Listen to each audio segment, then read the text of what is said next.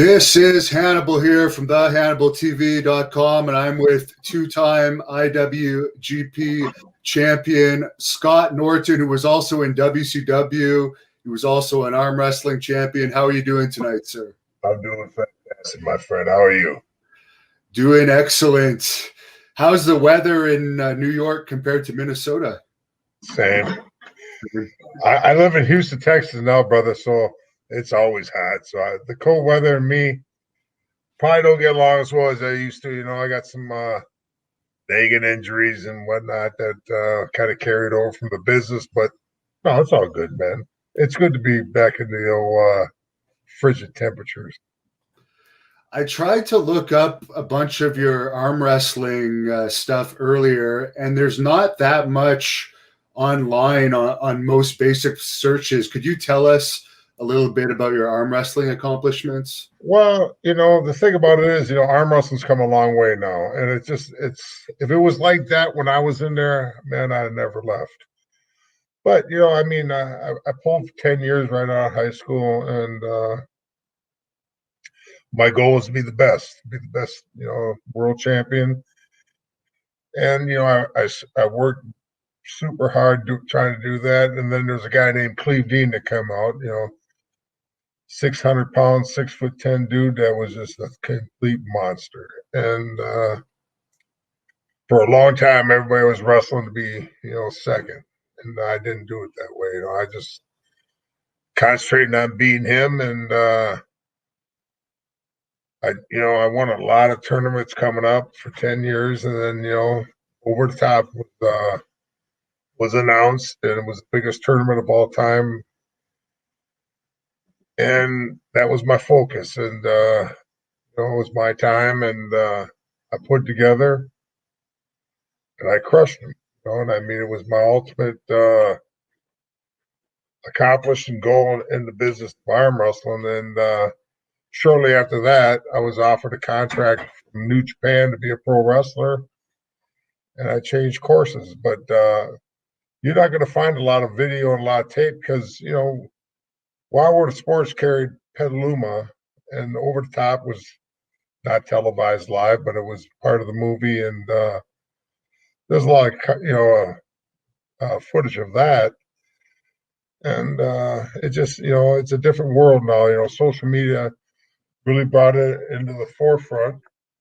And Nick just handed me the, you know, Flash Stallone there. You know, he made our sport really big. But what these guys are doing today, you know, you got Devin Larratt and Ryan Espy up in Canada. They're just studs.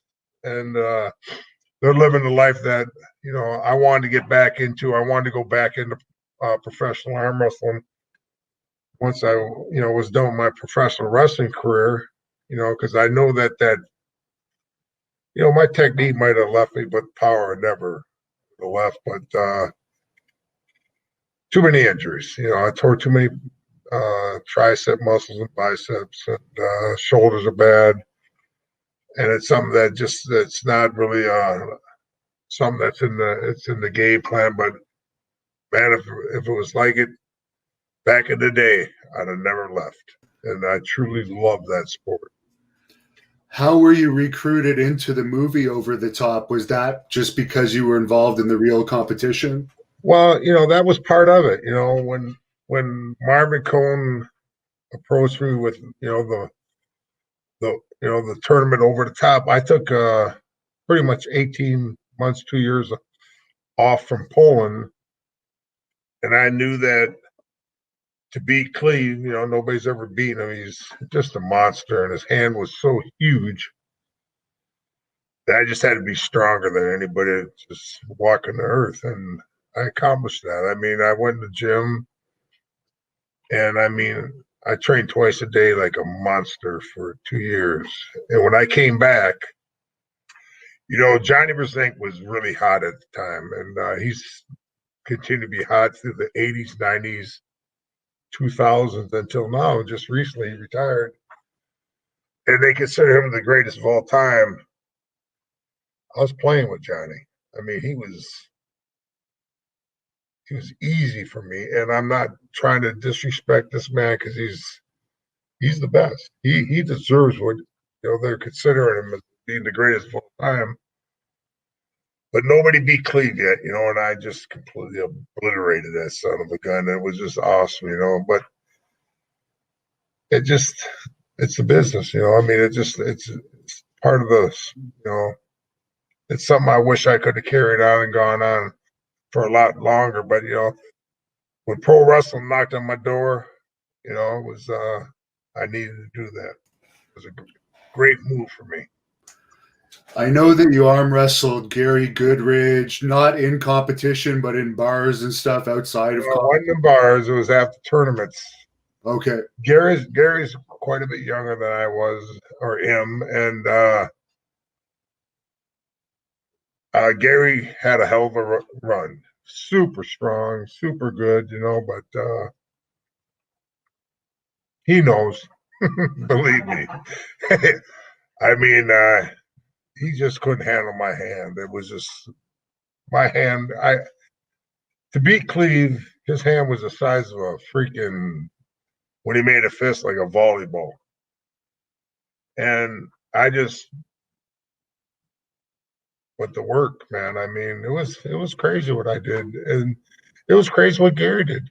For Gary to be as good as what he did, with not that his desire is amazing. You see what he does with the MMA. I mean, the guy's an animal. I mean, he has more desire. He's a great athlete, great arm wrestler, world champion, the whole 9 yards. But when I was right, Gary wasn't. Sorry.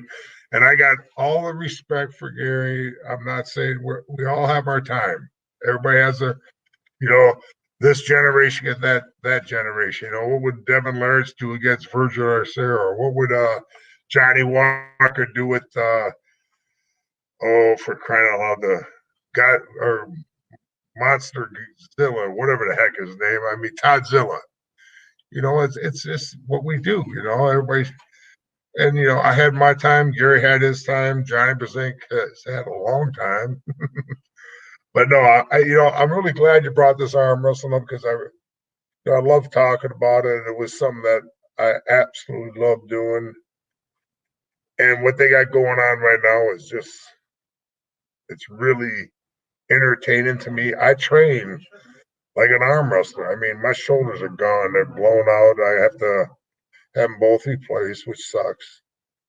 I'm not feeling bad for me, because I just had both knees replaced. And I think I'm faster on my feet now than I was before.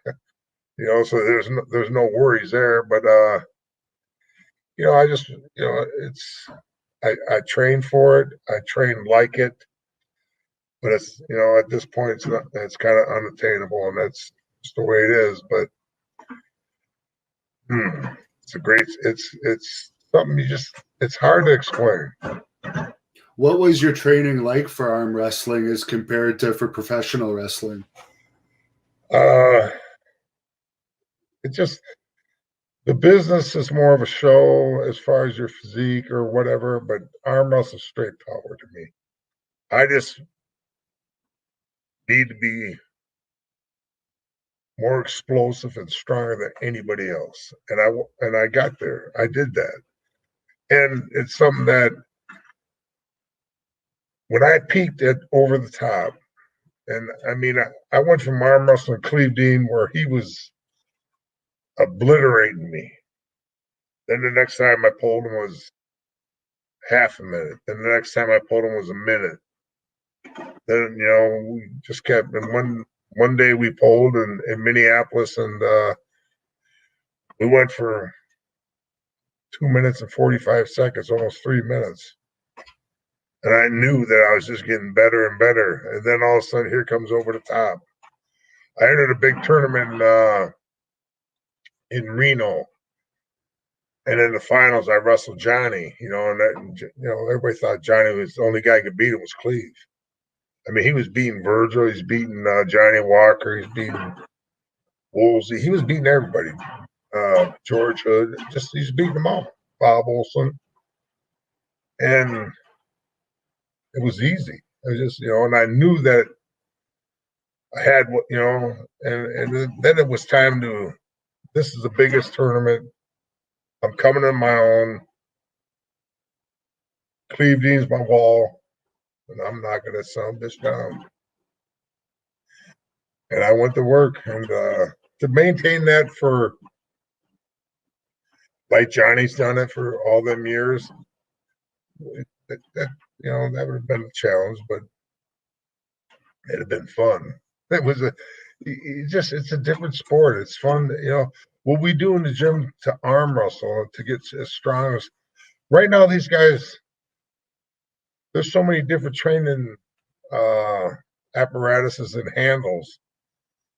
If I'd have had the gear that they're using today, they'd have arrested my ass because I mean it was just I use them all, wrist max and the guy in Russia, I can't remember his name. Dennis Klempov or something like that, or pardon me?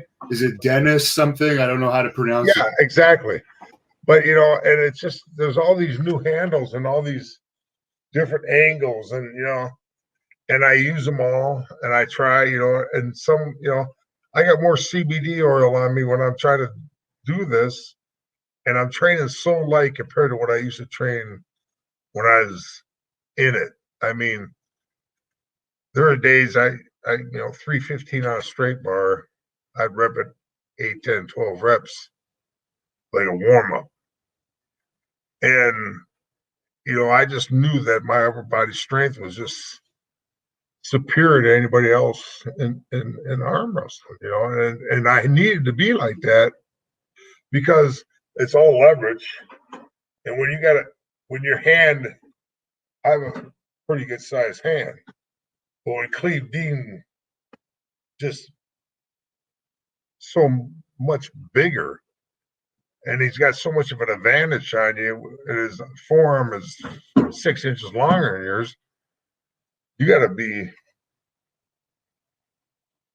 you know, strong. And I mean, I did that. I mean, I was curling 150-pound dumbbells, hammer curls, like easy. I mean, it was just, I got to a point where I was so strong and I was so ready, I had to back off from my training, you know, just to heal up. I mean, I put myself through hell, but it worked because you know, I had some really cool training. You know, Animal was one of my training partners. Animal's a badass in the gym. And we trained, I mean, like, for Joe being on the road and coming back to Minnie and telling me I would be here 1, 2, 3 days and going to the gym and train like, you know, I was home resting and I'd be back in the gym in the afternoon doing, you know, my forearms and grip and work and hanging like a freaking monkey out pull-up bars and one-arm pull-ups and shit. I mean, it was just crazy. But for what he did, you know, it was great. You know, and Joe was a hell of a training partner. I had them all, you know, and I had Jimmy Younger was a great, you know, inspiration for me as far as helping me out with my training. And man, I mean, I just got stronger than everybody else. So it was actually it was a blast. I enjoyed it. You know, it's something like, you know, you know, don't get me wrong, going into pro wrestling was freaking awesome. I love what I did with my professional wrestling career, my time in Japan, my time in the States, and how lucky I was to have that. But if the arm wrestling scene would be like it is today, you know, it's sad. You know, COVID's kind of hurt it a lot right now, and I mean, it's kind of shut it down. But it's a blast, man. It's a great sport. If you're good at it, you understand. If you enjoy watching it, but participate when you can just put all that, it's best, man. It's a great feeling, man. It's a rush, just like my buddy said. For bench press, deadlift, and squat, what would have been your all-time best numbers on those? I could deadlift what I wanted. That was crazy. I mean, growing up, working for my dad, the concrete crew. I mean, all of us, his sons, it was Norton and Sons Concrete Construction. My brother Rick was a big guy, he's about 280, 6'2". I was a bigger guy, 6'3", about 300, coming out of high school. My younger brother, he's pretty close to my size. And my old man was a badass as far as a worker.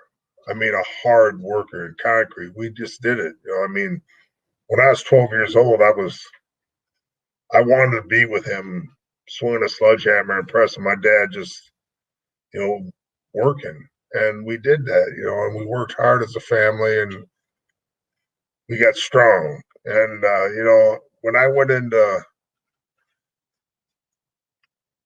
training, it was where guys, they'd have a 185-pound bench. I was benching right out of the gate 350. I mean, it was just crazy. Hawk would always just shake his head at me. He just go, God dang, just it was just. But I grew up working hard, and deadlift was, I mean, I'm pretty sure if that would have been something that, especially with the straps like they're using today, that Hall dude's a badass, don't get me wrong, but his, with them straps, he's 150, 200 pounds different, because, I mean, that's just a big shrug, and then the bench shirts that they have today. I mean, I topped out 677 on the bench when I was working in Portland pro wrestling, Pacific Northwest. And Ted Arcidi had a 705, and I was about 8 weeks out from the World Championships. I did 677 like getting out of bed. And I just, and I still had 3 sets left that day that I was going to go up. And the guys trained with said, man, just relax and don't injure yourself. You're moving some super heavy weight. So I backed off. And I wrestled Bill Danhauer that night in the Texas Bull Rope match. And he blew my tricep off the bone. It was horrible. So that kind of ended my bench press career because, pro wrestling was there, and I mean, that's what I was doing it for, I mean, the contract was just light years ahead of anything, that I accomplished in my arm wrestling world and everything. And it was, I didn't do it for the money. I did it for the opportunity to make the best of it. And, but, those numbers, I mean, I squatted, in the high 8s. And it's something that when you're a heavy bencher, it's hard to get them arms back, to get that bar in you. So these guys are bad, I mean, these top power lifters that can do all 3 are some, they're great athletes. But, my numbers were, I mean, it was a 21, 200 pound easy total. And probably better, but that wasn't my focus, I wanted to be the best arm wrestler. I mean, the world champ, the best bench in the world have been great.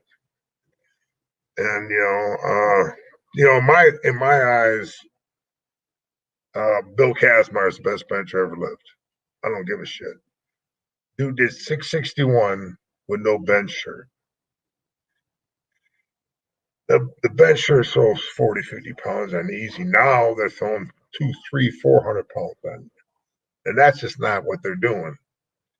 I mean, it's just, I don't understand when a guy, has got 1,052-pound bench and he's a great bencher at 740. Well, you're a 740 bencher. You're not 1,050-pound. I mean, they wrap you up in this crap. It's not power to me, So Bill's the best. So, and I know Bill personally is a great dude. We almost, he and I were almost tag partners. But it ended up me and her Jurassic Powers was just fantastic. But you know, the numbers were there. But my focus is, was arm wrestling. I didn't really, I wanted to be the best bench presser in the world. But I didn't want, the powerlifting deal wasn't as important. Now, you grew up with Hawk, Rick Rude, I think Kurt Hennig was around, and I think Wayne Bloom. Did you ever consider getting into wrestling growing up with all those guys that ended up also getting into it? Man, I'll tell you, they're on me all the time. Hawk. I went to camp with Hawk when he went to Eddie Sharkey's camp. It just wasn't for me yet. I wasn't ready. It's something that it just I was kind of I didn't like crowds. I just was, it just was intimidating to me. And the business was, it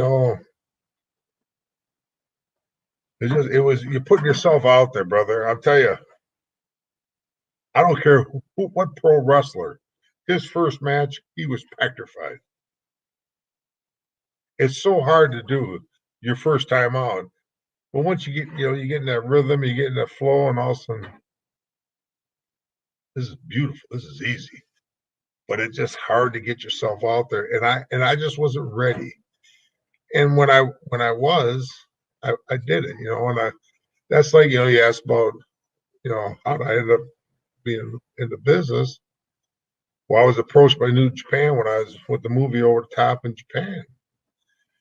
And they said, we're really interested in you going, and we'd like to use the pro, we know, Hawk and Rude, Kurt, and all the rest of the guys, there's a long line of pro wrestlers from Minneapolis, and they made, available to me, and I come home and I find, I finally got a hold of Hawk, because we didn't have cell phones back then. It was just, you leave a message and you call him, and he calls you back as his Hawk. It says, New Japan, a good company to wrestle for? He says, why? I said, they offered me a pretty damn good contract. He says, you don't take that, Norton, I'll fucking kill you. I said, okay. And it was something, and he explained to me how New Japan was one of the top companies in the world, and it just worked, and it was actually perfect for me, It just, Japan fit me to a T, and and that's a two-way street. My style was perfect for them, and what they did was perfect for me. So, but yeah, I really was, pressured to do it, but I was afraid to do it. How's that sound? Not afraid, but wasn't ready. Just wasn't ready for it. What was your training like for pro wrestling when you finally signed with New Japan? It was a lot of the same. And that might have hurt me a little bit, because I went probably too hard. Massa Chono expects a lot out of you.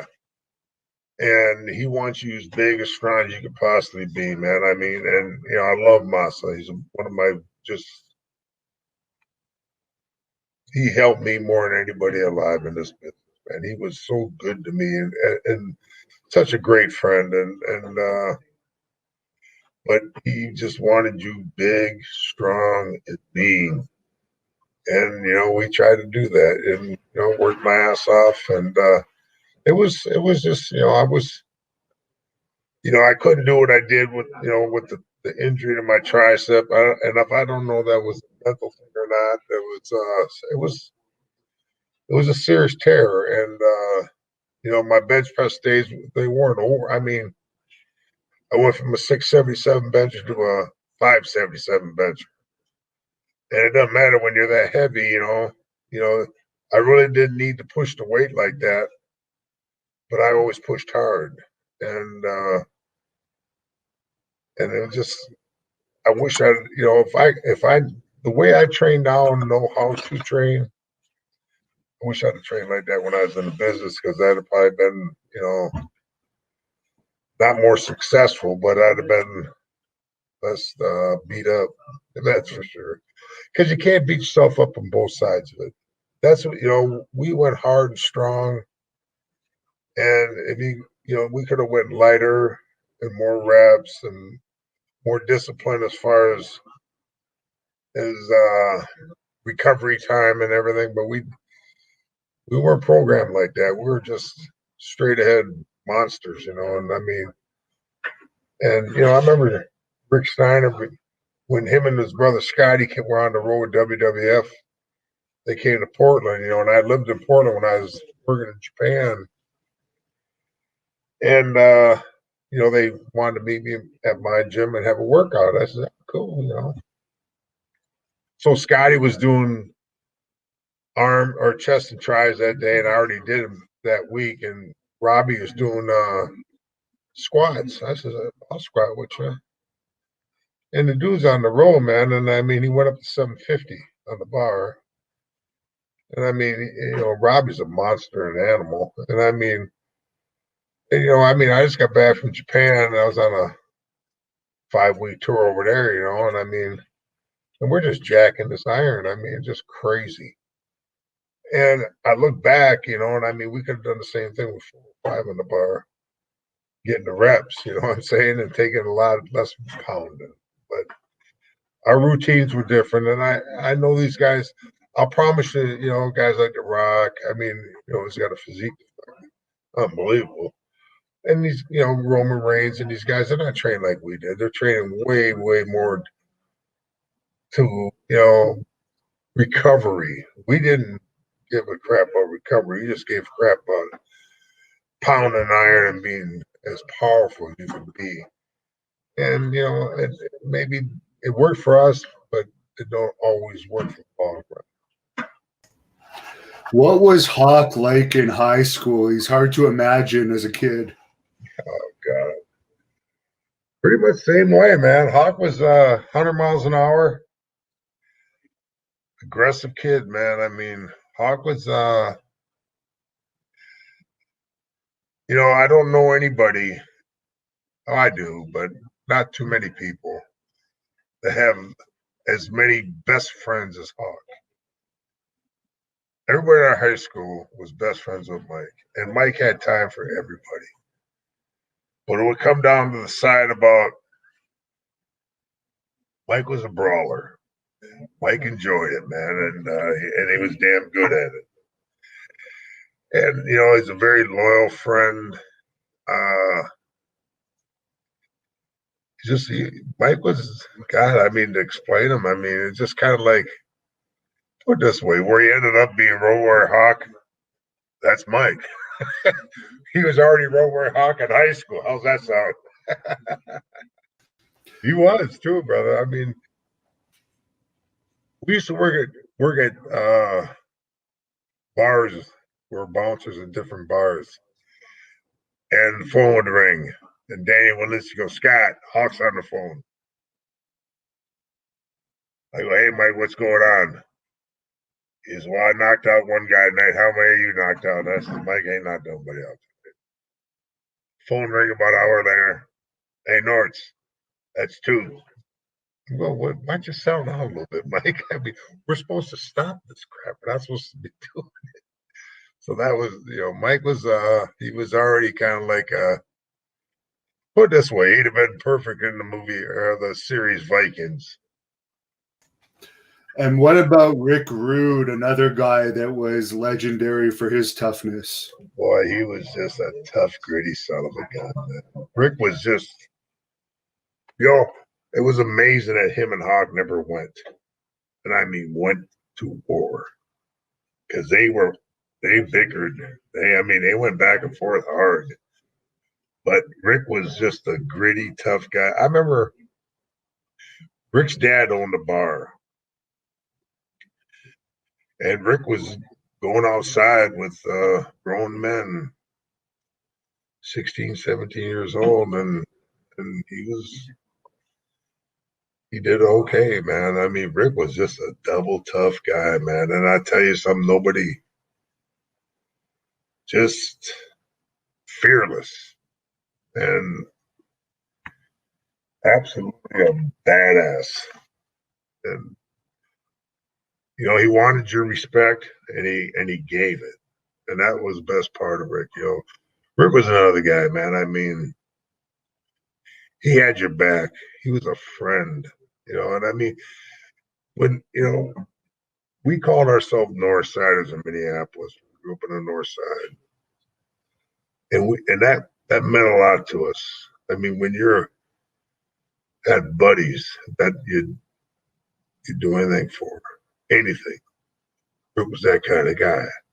Hawk was that kind of guy. I mean, if I knew it would never happen, I wouldn't let it.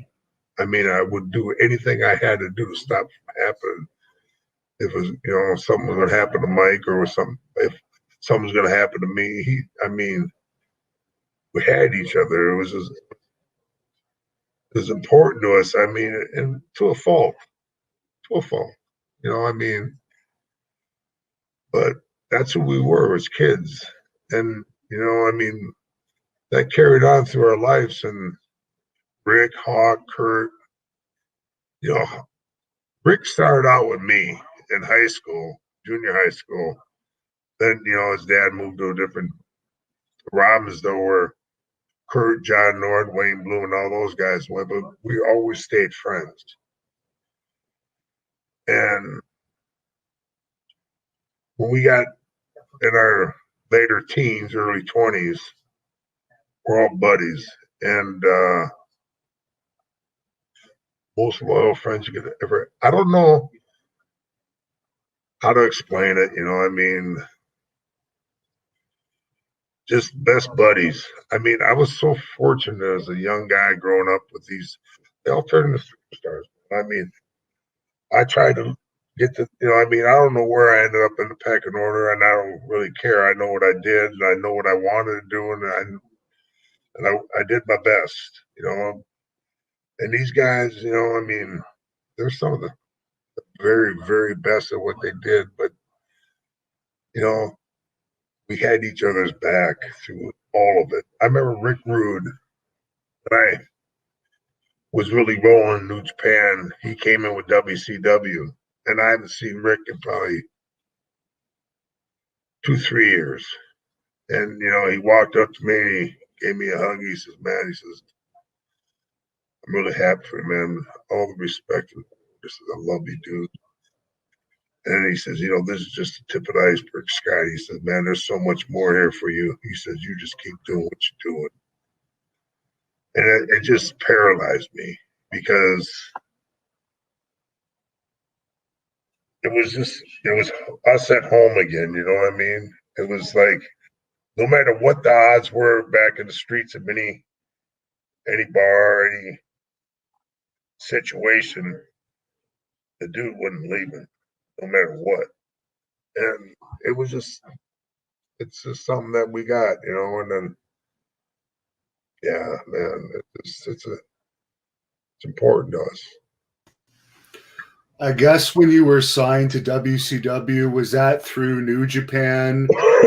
You continued on with them that whole time as well? Well, it's kind of different in Japan, because when you go work for New Japan, you get a couple 3 years in, then they kind of want you to go to either Europe or the States. They do that with their guys. They did it with me. They asked me if I wanted to go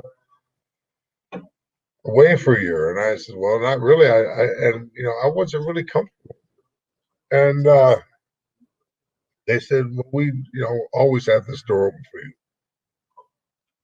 And Massa told me that, and I trust Massa mainly. So, anyways, I got the call from New York when they heard I was available, and I went in, met with Vince, interviewed with him, had a great interview, and it was really good, And he said, "We'd really like to take a shot, see what you got, take a look at you in a dark match, and we'll go from there." So, they flew me in first class. It was beautiful. It was all really nice, just what I was used to, my travels in Japan and everything. And so I went back home, and I told my wife, they're to give me a look, I'm going to wrestle a guy And I didn't know who, they told me it wouldn't be the top guy or anything. It'd just be a dark match. So I went to, not Orlando, God darn it. Keep forgetting the name of that city in Fort Lauderdale, Florida. I went to Fort Lauderdale and I just got married. Vince paid for my wife to come and got us a nice hotel suite on the beach. It was awesome. So, anyways, I wrestled Sparky Plug that night. Did a dark match, had a pretty decent match with him. And next day, or a couple days later, I think it was 4 days, he let me stay down there and they took care of everything and went back to Portland. And also, I got a call from J.J. Dillon. They says, yeah, Vince really wants to talk to you. So I went in and talked to him. And he says, kid, he says, I'm going to make you a millionaire. And I said, well, sounds good to me. And we started talking everything. And also we started talking numbers. And, he didn't want to put anything down on paper. He just says, I promise you, I'll take care of you, And New Japan was always there for me. I could have left and done this what they wanted me to do. But if I didn't find work that I wanted, I could come back. So I said no. And I just told Vince, I says, I can't leave that.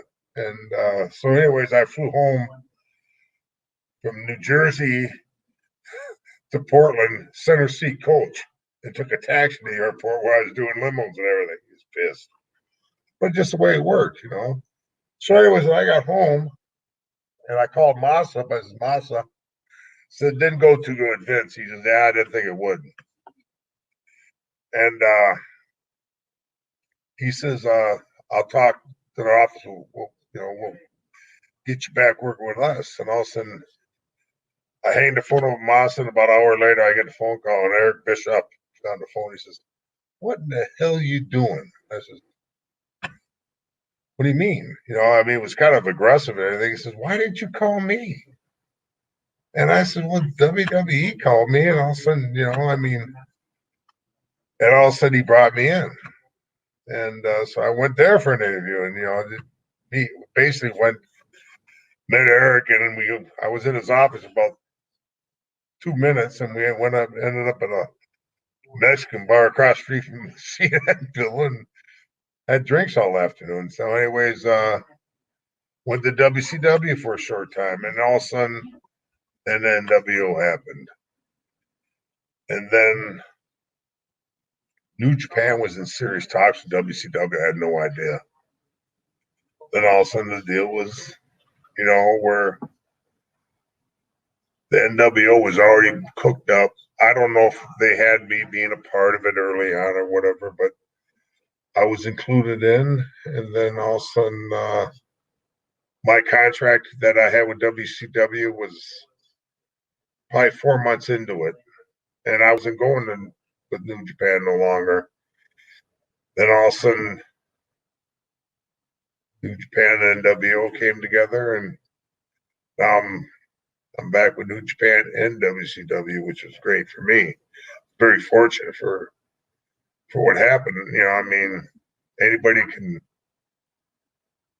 work two top territories at the same time is a pretty lucky guy, and I was that guy, And I don't know if I brought it to NWO to Japan, but I was the guy, the American that kind of was bringing to Japan, WCW or NW or the NWO to New Japan. Too many doggone letters there, but and it was awesome. Did you interact much with Hulk Hogan when you were with the NWO? No, and it was kind of I don't know. A lot of guys did, I guess. Had some great talks with Hogan and sometimes, but no, not much. Not like other guys did.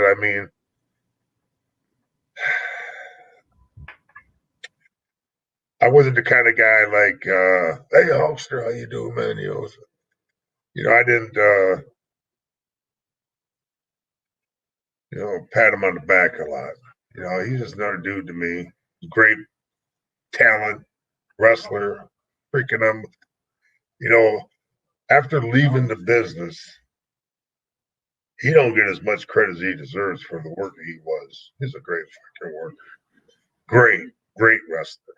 Way better than, just being the guy taking your vitamins and all this crap and flexing. He was a hell of a worker. He did a hell of a job, man. And I was a little different, kind of, a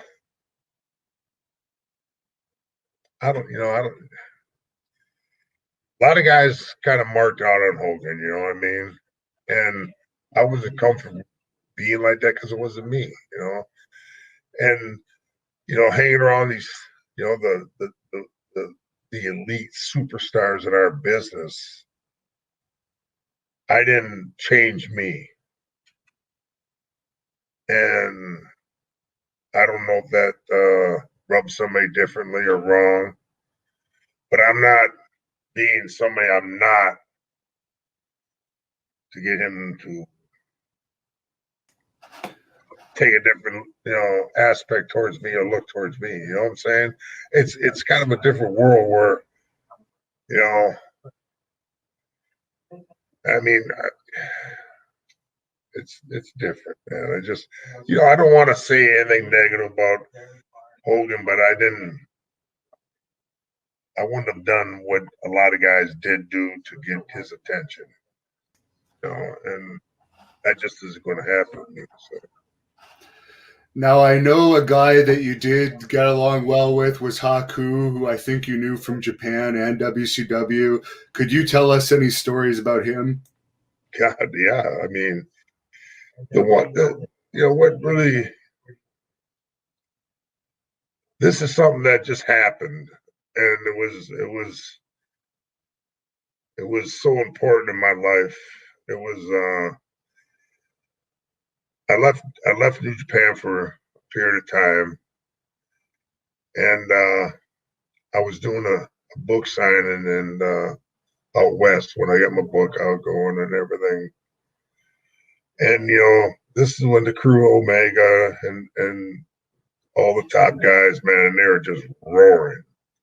And I finally got invited back to New Japan. I don't know how the communication broke down between us, but everybody that was loyal to me in New Japan had left.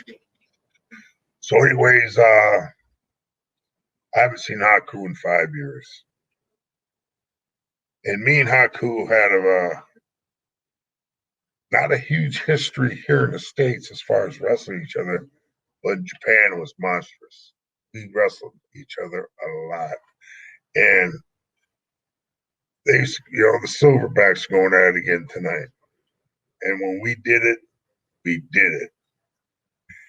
And I mean, it was just, I get asked the question all the time about Haku, is he the toughest guy you ever wrestled?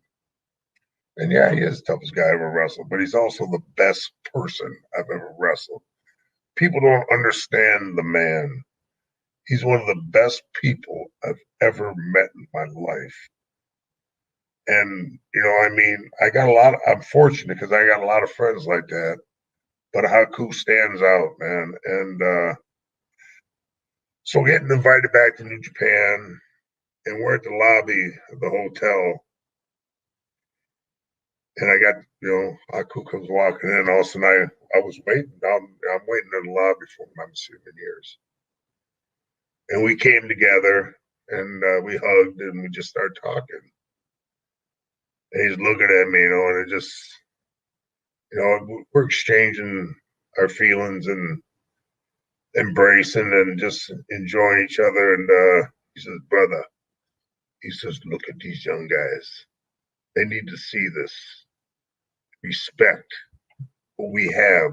They're young. They don't understand. It's very important for them.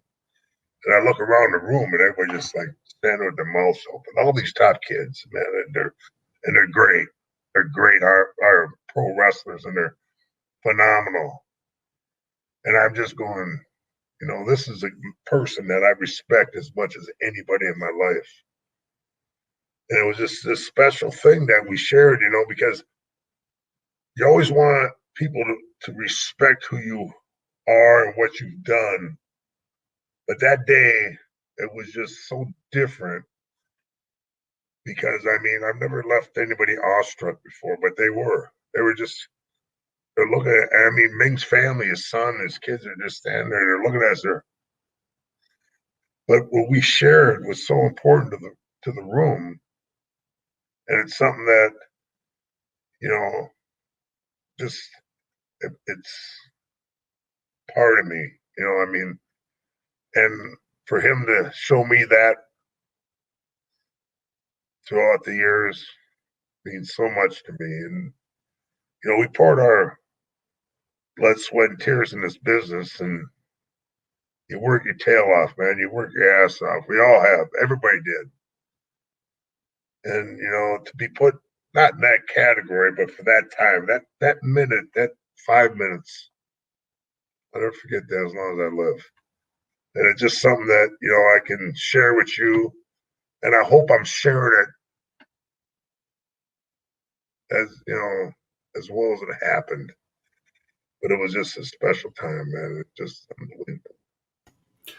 A lot of people have documented that you had a really bad experience during WCW's North Korea tour. Could you tell us a little bit about that? Yeah, I did have a bad experience. All right. Get a little hoarse here.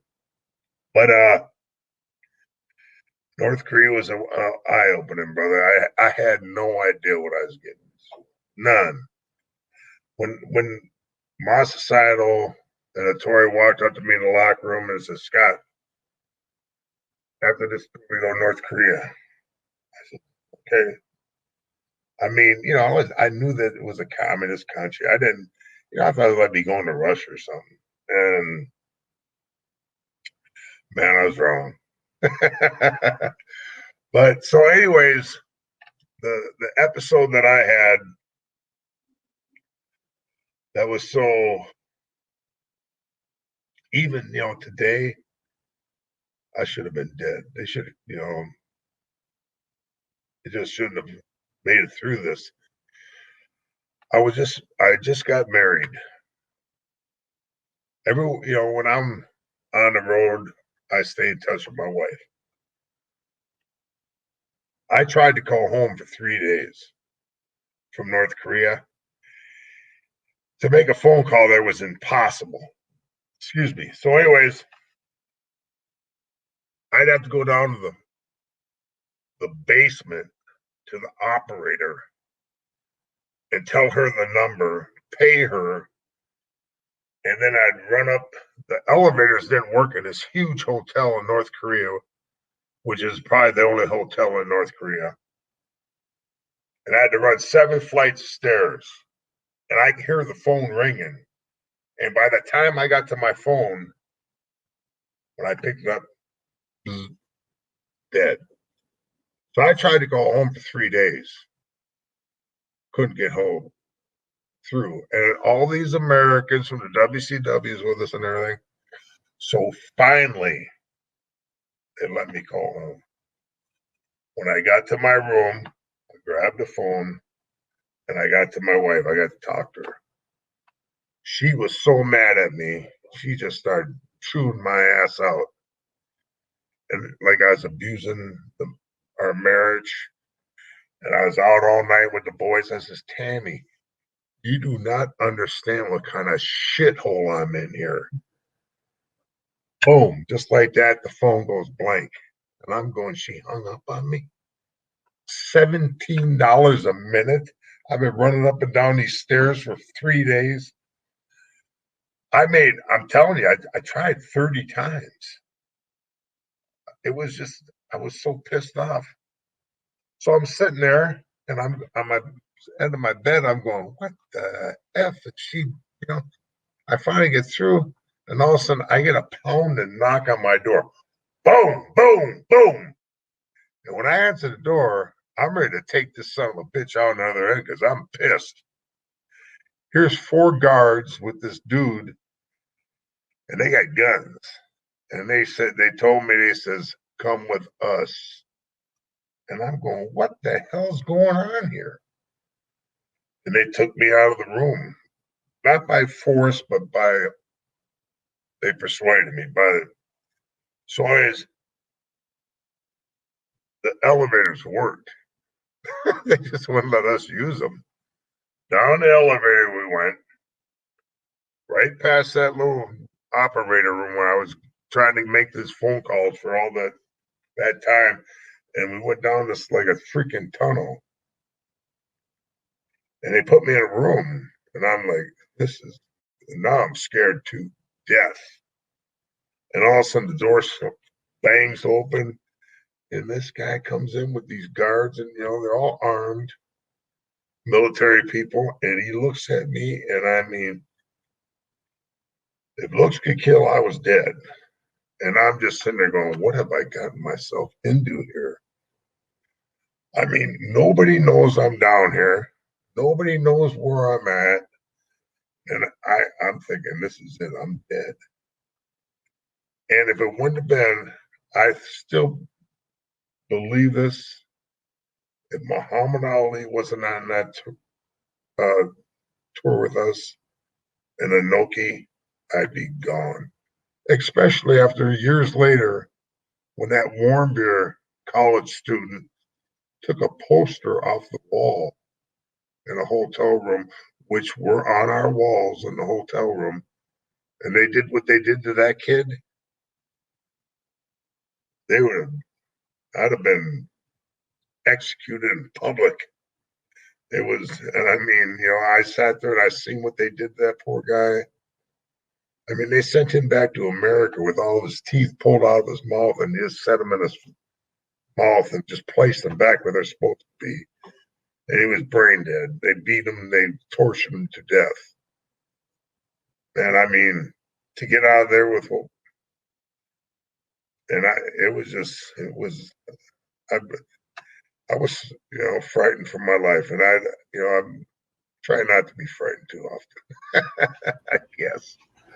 Yeah, that doesn't sound like too much fun. There's a fan that wanted to know if you ever had to save Buff Bagwell. He's known for running his mouth from time to time. Yeah, not really save him, but kind of just get in between it. Buff was had a lot of fun. Buff was the funnest guy to go out with. He was just a great guy all the time. And Buff was a little red. He had a little cockiness to him. He was Buff got into his share of the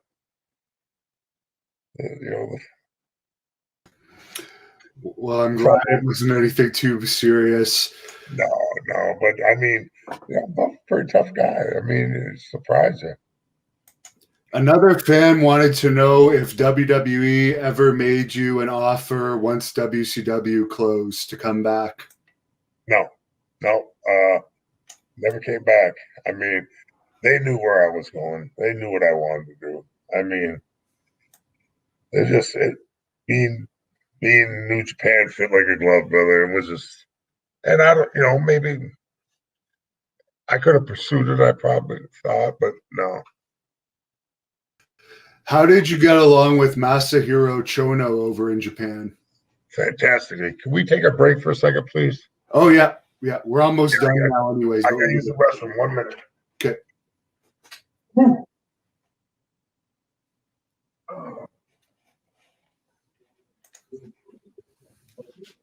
Well, I just you ain't got one. Shit. No way. So no, I've been sitting there trying to follow you, damn it. He seems like such a nice guy. Okay. Yeah, now you know why I had to go to the restroom. Yeah. So Masahiro Chono, I was asking about. Oh, I love him. I mean, Chono is like him, Hashimoto and Muda came up at the same time as I did. So we're kind of like, those are the three musketeers in Japan. And then it was kind of like me and Benoit, the Americans. And we all just worked our tails off. We did as best we could, But me, Chono, Muda, and Hashimoto got great history together. Unbelievable. In the ring, outside the ring. Well, Chono always traveled with the Americans. And Hashimoto and Muda never did. So we got to become really good friends. And like after New Japan broke off, Chono had really good sponsors in Japan. And he gave me a belt, a Team 2000 belt. That's absolutely, it's just badass to the bone. I mean, it's unreal. I got it at home still. It's in a big case and everything. But he was just a special friend where he would do super nice, cool things for, Arius Trish. He made that, that thing is going strong as hell for him. Sean was just the best guy, man. And just a lot of fun. It's kind of pretty dry humor. Chono's that's I haven't been asked a lot of questions about Chono, and it's kind of weird, but great guy. I love his wife. He's just and great guy to be a part of with the work we did in New Japan, Team 2000, NWO. Dude was over, brother. I mean, just like a rock star, and he's still doing great. So very happy for him. Very grateful for his friendship. He's a good buddy. I imagine the sponsors must have taken care of you pretty well over there as far as these dinners and trips to fancy restaurants and bars. Oh God,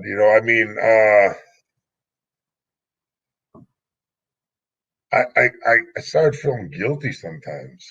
I mean, I would go out for dinner, and a lot of the top guys. I mean, this is, you go out for dinner. They said bring some of your friends, and I'd okay, and I'd bring some of the guys, and we just unbelievable meals. At the end of the night, they give me a freaking envelope, $500,000 in it, and I'm just going, God, man, the kind of just, I almost got to a point where they, it was kind of getting out of hand. Where you're out every damn night, you know what I mean? And that wouldn't happen all the time, but it would happen, and how am I trying to put this where I'm not trying to say the other guys did, but I didn't want to, abuse their kindness and friendship. Every time I go back to Japan, there's 3, 4 really cool dudes that we go take food tonight, go take dinner, what I mean? Well, there's 3, 4, unless you got a lot of time, you're not going to be able to get them all in there, you know what I mean? But yeah, we had some of the most spectacular meals. New Japan took care of us. Unbelievable. I mean, that's one thing that we did over there is had great camaraderie with the boys in some hotels and some restaurants that were just phenomenal.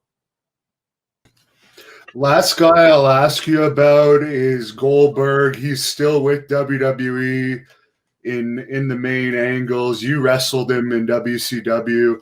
What are your thoughts on him and all the success he's had over the years? Oh, Bill's a stud, man.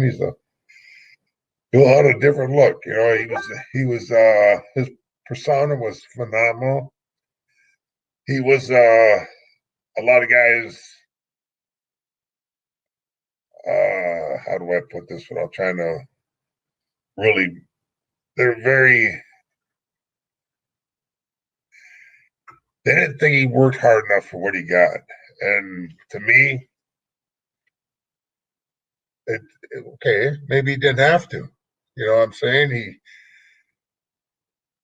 I remember in Chicago, he hit me with a jackhammer, and he's holding me up there, and the flashes, and I'm talking to Bill. Bill, this because it was. I mean, it's sort of like you know, Muhammad Ali coming out of a hotel or something after a world championship fight, and all the cameras are plastic, he's got all this. But he was just different, man. I mean, when you got Goldberg going on, Goldberg, and these people just go nuts for him, maybe it took him less to get the people to respond to him, but he got them. And, they're kind of jealous of that. I always put Bill in a favorable light to where, I mean, can't take nothing away from the dude, man. I mean, is he the best wrestler in the business? Not even close. Does he get the responses you need? Yeah. And a lot of guys got to work their ass off to get that kind of pop. It just comes natural, Bill. And, that's more power to him, and, I don't know what position to use. I've kind of got away from watching. He's getting a title match coming up at the Royal Rumble, apparently. Wow. Well, that's great. I mean, look how long, okay, I was just saying, look how long Flair lasted. Two totally different people. Flair's the greatest entertainer, Rick entertained the hell out of me once I even knew what the hell was going on. You know what I mean? He was so freaking fun. And I watch even, my beloved New Japan. Me and Eric did a interview one time together, which is really kind of awkward for me at the time. But, it just didn't happen. And they asked us about what I thought about pro wrestling now compared to what I was doing, And I just stated that, what we did was, more power and big men. And today kind of reminds me of Circus of Life. I mean, some of the things they're doing in the ring is, it shows that they're great athletes, but, it just doesn't work for me. I see some great matches, but I just see a lot of it's just kind of nuts, And, Rick is just an amazing entertainer. And that's just like getting back to about Bill. People, Bill didn't have to work that hard to get that kind of response because of his persona, what he brought to the ring, his entrance, it was just, he was a damn phenom, brother. And look at how long it's lasting. I had no idea Bill was getting ready for a title match. And that's probably my fault. But, I got other things going on in my life right now. I just got done with some surgeries and stuff and getting healthy. Nothing serious, a couple of knee replacements, gonna get the shoulders done. Hell, you might see me back in the ring one day. I tell you. I'm sure you could beat up half the wrestlers in there today, more than half with the size of them these days. Wow, that's okay. Shit, I've been doing that my whole life. That's it's really not, that's like that it means something to have that people think that of you, but in our business, they don't think that of me. We respect each other. We care about each other. And I can go in the room and, we're just a great group of guys. And it's a blast to be part of, And it'd take me a good long time to get the rust knocked off. Damn sure. But, I don't know, brother. It just beat somebody's ass in the ring ain't like it is in the street. Well, thanks a lot for taking the time to talk with us. I know. You know what? You don't deserve Scott Norton's time anymore, Hannibal. You should have said Captain, come on. I'm sitting over here. Scott was going to give you some of his time, and you kept stretching, and you kept stretching, and you take advantage because that's what you do. You take advantage of good-natured people like Scott Flash Norton. And you know what? We're done with the Hannibal. I'm not going to give you the pleasure of signing off. I want to see a clothesline from Scott on you. You know what? I want to see a clothesline from me on you. Good night. Thank you for watching the Hannibal TV. Please like this video if you enjoyed it and click the subscribe button to not miss any of our latest shoot interviews, match videos, or news updates. Support us on patreon.com for $1.99 a month to watch our full shoot interviews ad-free and help our channel grow. Follow us on Twitter at the Hannibal TV for instant updates.